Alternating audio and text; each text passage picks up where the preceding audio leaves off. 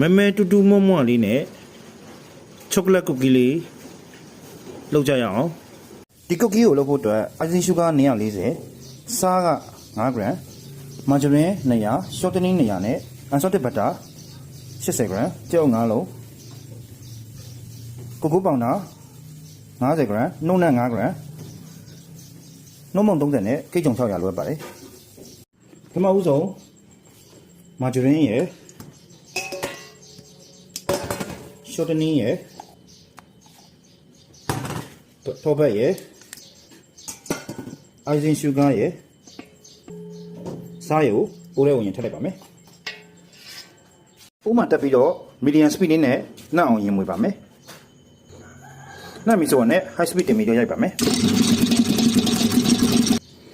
အိုးရဲ့အောက်ခြေတွေနဲ့အိုးရဲ့ဘေးတွေကိုမကတ်အောင်လို့ချစ်ပေးဖို့လိုပါမယ်နှုတ်နဲ့အောင်လေးထပြီးတော့အနှဲငယ်လေးပွာလာပြီဆိုတာနဲ့ကျွန်တော်တို့ကြောက်ကိုတစ်လုံးချင်းထည့်ပေးရမှာဖြစ်ပါတယ်ကြောက်ဖြည်းဖြည်းချင်းလိုက်ပေးရမှာဖြစ်ပါတယ်ဒီနေရာမှာတစ်ခုတည်းထားမှာအောက်ကမွေနေတဲ့ cream နဲ့ကျွန်တော်တို့အခုထည့်တဲ့ကြောက်ဒီစသားလေးဖြစ်သွားပါမယ်ဒါမှလည်းကူကီရမွားမှာဖြစ်ပါတယ်မုံနေအားလုံးကို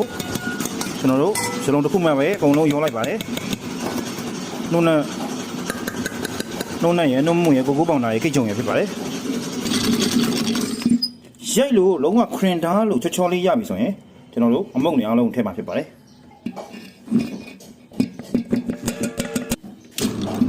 မုံတွေကိုထည့်ပြီးတော့ကျွန်တော်တို့ high speed နဲ့လုံးဝမရိုက်တော့ပါဘူးအရင်ဆုံး low speed နဲ့မွေမယ် low speed နဲ့မွေပြီးတော့နည်းနည်းလေးနှံ့လာပြီဆိုတာနဲ့ medium speed လေးနဲ့10မိနစ်ဝန်းကျင်လောက်မွေလိုက်ပြီဆိုရင်ကျွန်တော်တို့ဒီ cookie လေးရရှိပါပြီမွေလို့ပြီးသွားတဲ့ cookie ကိုစားကောင်းအကျယ်လေးထည့်ထားတဲ့ပိုင်ပင်ဘတ်တွေကိုထည့်ပါမယ်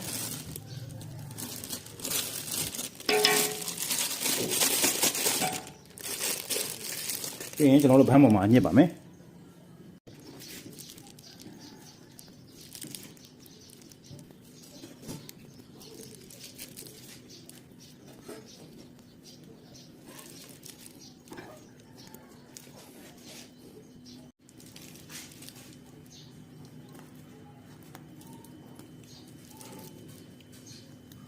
ပေါ်မီ190အောက်မီ140ကြိုတင်ပူပေးထားတဲ့ဖိုထဲမှာ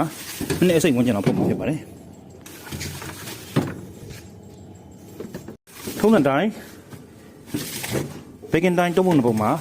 လှည့်ပေးဖို့မမိတ်ပါနဲ့ခင်ဗျာအချိန်ပြည့်ပြီဆိုတော့မဲမဲတူတူနဲ့နီဂရိုကူကီလေးရပါပြီ